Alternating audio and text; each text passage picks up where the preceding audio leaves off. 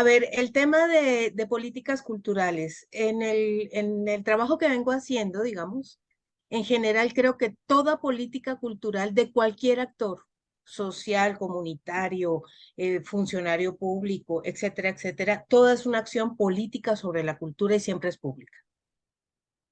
No construimos nada en privado. Por eso es que no me dedico al mercado, ¿no? Ni me parece que el mayor operador debería ser el mercado. Ahora, ¿cómo veo el panorama? En su mayoría, digamos, hay como dos tendencias, ¿no? Que pasa mucho también en la polarización del país. Entonces, los que creen en el mercado acusan a los otros de estatistas y los que son comunitarios acusan a los que se dedican al mercado y, ¿no? Como una polarización y un pensamiento binario sobre el proceso. Hay procesos muy interesantes en todas las áreas, ¿no?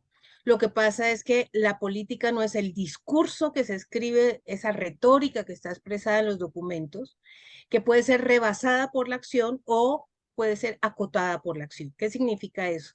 Que pueden estar escritas palabras maravillosas, la paz, la ciudadanía, las posibilidades de la cohesión social, y realmente son cuatro eventitos que no generan nada. Y puede pasar lo contrario, una enunciación corta de voy a hacer una aportación cultural, digamos, a este barrio, o voy a generar un proceso performático, voy a hacer una instalación que transforme y haga un guiño sobre el espacio público y no diga nada más. Puede ser una acción de una profundidad y una robustez tremenda. Entonces, el error que considero yo, el error es pensar que la expresión de la política está en el discurso y no en los actos instituyentes o de lo político instituyente que pueden transformar procesos. Y como digo, eso lo encuentras en todos lados, dentro de la universidad o en las universidades públicas, en las universidades privadas, con colectivos, dentro del mismo gobierno federal, que se evalúa muy en general, pero con toda seguridad, si uno se pone a revisar procesos, deben haber procesos maravillosos y deben haber otros que se publicitan mucho, pero no guardan, digamos, correspondencia con el acto de publicidad, que es el acto probo, el acto ético, ¿no? Y que llevan mucho dinero y mucho recurso y finalmente no producen ciudad, ciudadanía, construcciones y posibilidades. Y yo diría que hay que revisar mucho más la acción que el discurso, porque pues el papel aguanta todo. Por eso es que las gramáticas Específicamente. son tan importantes. Es decir, la gramática como escribes es la realidad, pero no como la escribes en la retórica, sino cómo vas desplegando lenguajes en los territorios, sean museísticos, sean patrimoniales comunitarios, sean de jóvenes, sean de posibilidades. Y hay muchos proyectos que no son revisados desde lo cultural y evidentemente están poniendo de presente esa acción cultural, y hay otros que se llaman culturales solamente porque son exhibición artística. No está bien, no está mal, pero una exhibición difícilmente transforma la posibilidad del territorio y de la relación de las personas con su construcción plural en relación con otros. Entonces, no es que se tengan que acabar las exhibiciones o no, es ¿y para qué las estás haciendo? Y ese para qué es la política. Si yo las estoy haciendo para formar públicos, pues no estoy haciendo ningún tipo de posibilidad de transformar las dinámicas occidentales donde unos hacen y otros miran, ¿no? Y entonces el arte y el proceso estético se convierte fundamentalmente en un ornamento y no en una estructura transformadora. La política cultural tiene que fijarse en aquello que moviliza las posibilidades de estar juntos de otras maneras. Y si esas otras maneras para la imaginación, para las memorias, para las formas de estar juntos no están dadas, pues son ornamentos. Muchas políticas se expresan de manera, eh, digamos, se expresan eh, en ornamentos, ¿no? Y por eso pensamos que a la gente no le interesa el arte. No, no le interesa allí donde no tiene posibilidad de participar y ser de otras maneras, ¿no? Además, porque le han dicho que eso sí y que él no tiene ese bagaje o ese conocimiento para participar de aquello. Por lo tanto, al ser discriminatoria y no incluyente, las personas no tienen por qué participar. Desde la base. Digamos, el Estado tiene la obligación de garantizar los derechos culturales y para eso están las leyes, etcétera, ¿no?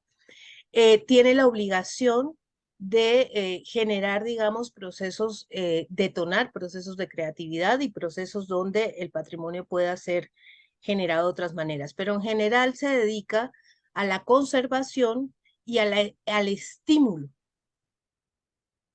¿no? Es una palabra bien compleja, como el fomento, ¿no? Como si ellos fueran, ¿no? Los impulsores. Y realmente el aparato es muy pesado, vamos a decirlo así. El aparato mexicano, que es uno de los aparatos más grandes del mundo que existe en cultura, es un aparato muy pesado. La institucionalidad vigente de la cultura mexicana es impresionantemente grande y difícil.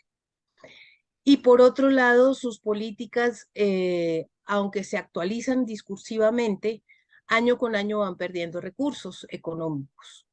Pero esa pérdida de recursos económicos no ha significado una revisión de la estructura y de las capacidades de esa estructura para responder a la transformación de los tiempos. Más bien hay una reacción.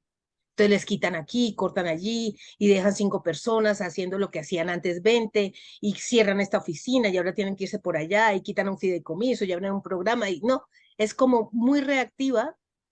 Claro, en el neoliberalismo, tanto como en el austericidio, los dos hacen las mismas cosas, los dos achican el Estado, uno en nombre de la austeridad para las cuentas públicas y otro en nombre de entregar a los privados allí donde se puede construir mercado, pero los dos recortan. Lo que ha generado es que las estructuras del bienestar, todas las del estado de bienestar que fueron construidas el siglo pasado, se fueron recortando como un collage, pero no como una estructura de pensamiento. Entonces, encontramos muchos vacíos en las estructuras, digamos, de la institucionalidad vigente. Y la otra pregunta que siempre me hago con respecto a este tema es, ¿y de qué sirve que les den más dinero si están haciendo las mismas cosas? Y si uno hace las mismas cosas, no va a producir resultados diferentes, ¿no? Y aunque se inventen programas y les pongan nombre comunitario, les pongan el nombre que quieran, una de las preguntas es, a medida que institucionalizan los procesos donde las dinámicas sociales están produciendo otras formas de pensar, cuando llega el Estado te institucionaliza o cuando llega al mercado te vuelve mercancía y una vez pierdes eso, pierdes espesor creativo, pierdes profundidad creativa. Entonces, parece que el Estado corriera detrás de los artistas para cooptar y no para producir, ¿no? Entonces, pensar en otras dinámicas del Estado, pues implica muchísimas cosas. Y somos un país que nos encantan las leyes, producimos leyes por todos lados, sin reglamentos, y entonces, pues, y creer que todo está en la ley y en el Estado es un problema ahí como raro. Entonces, yo creo que hay áreas de gobierno que funcionan bien, hay áreas de gobierno que no funcionan bien. Y creo que el Estado debería ser un Estado cultural, es decir, un Estado que reconoce las diferencias y que debe construir espacios de igualdad en creatividad y en una relación viva con su pasado y no conservacionista con su pasado, y en una relación de escucha con las posibilidades. Pues hay muchos procesos que se llevan a cabo, ¿no? Desde que se habló de acupuntura cultural, ¿no? Donde toco que genere resonancias, ¿no? Eso tiene ya, Gilberto Gil lo enuncia en el primer gobierno de Lula cuando fue ministro de Cultura, que Celino Turiño lo continúa, que tiene que ver con todas las políticas relacionadas con cultura viva comunitaria, ¿no? Es cultura viva, no es archivo solamente, ¿no? Que los archivos están vivos en lo contemporáneo, pero en general se han pensado como colección y como contenedor y no como continente, es decir, no están moviéndose. Esa, digamos, es una primera cosa. La otra es que hay que recolocar a los sujetos y hay que recolocar los discursos. Es decir, la mayoría de las personas que trabajan en cultura están colocadas, sujetadas por la idea del dinero y sujetadas por una visión occidental del mundo. Hay que decolonizar el pensamiento, hay que transformar las formas de ver, de estar, de ser con otros y pensar que hay muchos más recursos que el dinero, que sin recursos estéticos, sin recursos éticos, es imposible, es posible moverse, pero es imposible generar procesos de imaginación o de futuros posibles o de transformación o laboratorios de convivencia, etcétera, etcétera. Entonces, convertir a los sujetos que están en las dinámicas de las políticas culturales en actores que vayan construyendo agencia con otros implica que tomen responsabilidad más allá de esta idea paternalista de que el Estado me tiene que dar. ¿Qué te tiene que dar el Estado? Ah, es que todos somos el Estado. Bueno, ¿qué te tiene que dar el gobierno? Es que me tienen que dar dinero porque yo soy, ¿no? Construye tu estructura económica, ¿no? Entonces, evidentemente esto parece como un échale ganitas. No, no es échale ganitas, es construye proyecto, pero el proyecto no es lo que presentas a una convocatoria. Es construye acciones, acciona el campo donde te mueves, de tal forma que vayas construyendo colectivos y otras miradas sobre las posibilidades de la realidad. El tema es que nos han convencido que todo es individual, que ese es un problema no solo del capitalismo, sino del liberalismo individualista. Y actuar con otros, el principio debería ser con quiénes puedo actuar para generar procesos. La pregunta por el nosotros. Y como esa pregunta no está dada o solamente se hace funcionalmente y no estructuralmente, entonces terminamos haciendo cada uno distintas cosas sin ir sumando, ¿no? ¿Cómo sumamos? La pregunta por el sumar, la pregunta por el multiplicar, que es como la que normalmente no se hace, ¿no? Y más cuando estamos acostumbrados al modelo del artista surgido en la estructura florentina y en esa estructura del mecenazgo y en esa locura de que yo soy, ¿no? Y no jugamos a estar con el otro y pensar que el juego y la lúdica pues son acciones políticas, no son solamente acciones imaginativas, ¿no? Entonces, trabajar en lo político instituyente implica otras formas de estar, de ser, de construir con otros y de generar una política pública cultural y su gestión de tal manera que sea posible construir nosotros, ¿no? Que podamos estar juntos de otras maneras para visualizar un territorio y construir territorios culturales, territorios creativos, territorios de posibilidad, ¿no? Territorios pueden ser digitales, pueden ser físicos, pueden estar deslocalizados, pueden no. Entonces, pensar en la posibilidad de los otros territorios y no el único que nos toca que está completamente mercantilizado e individualizado.